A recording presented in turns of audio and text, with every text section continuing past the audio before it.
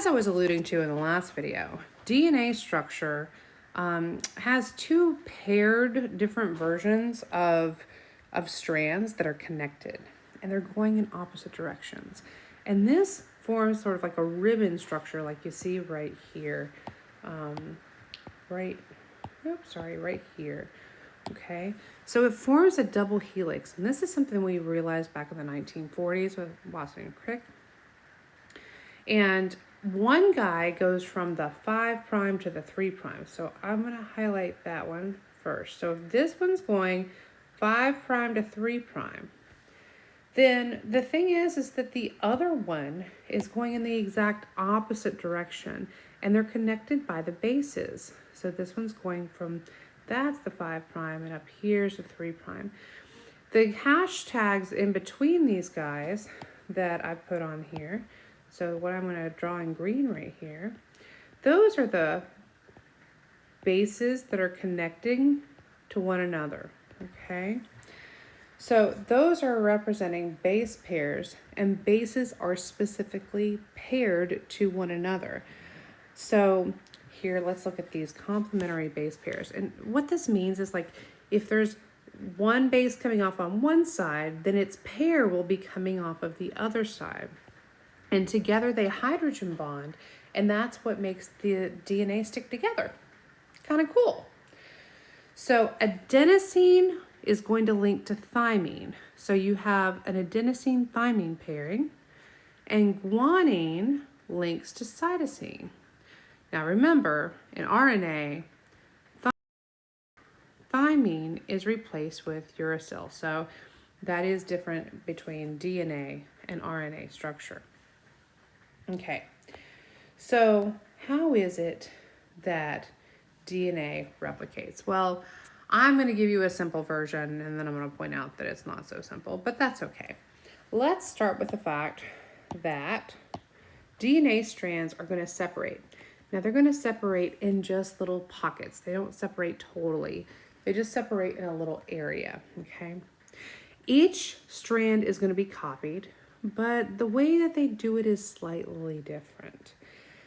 So as I said, it's going to separate in specific spots, and those are called replication forks.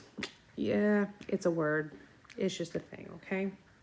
Now, there's several things involved in this process. There's something called helicase, and that's the enzyme that separates the DNA strands to make the replication forks, okay? There's also something called a single strand binding protein.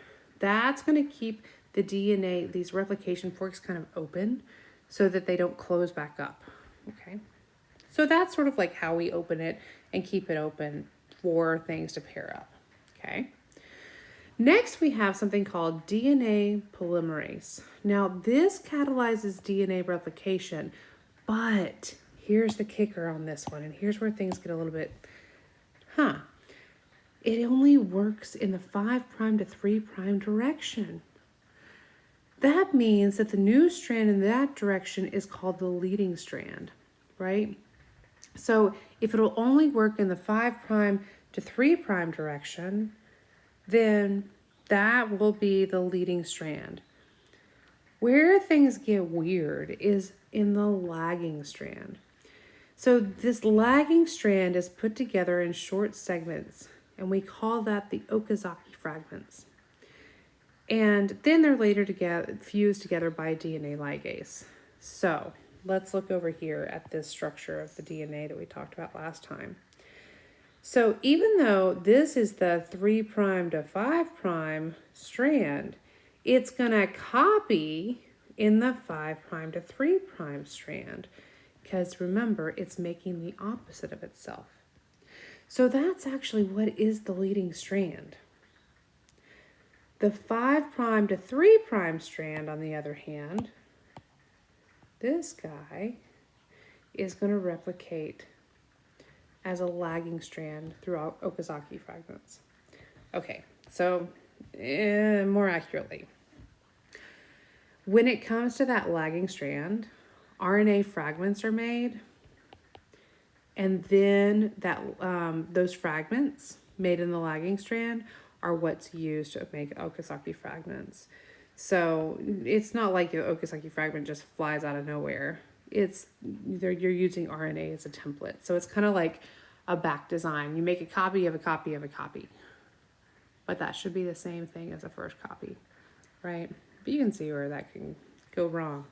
And that's one of the wonderful things, is that we really have very few of those things going wrong. Okay, I'll see you on the next video. Thank you very much.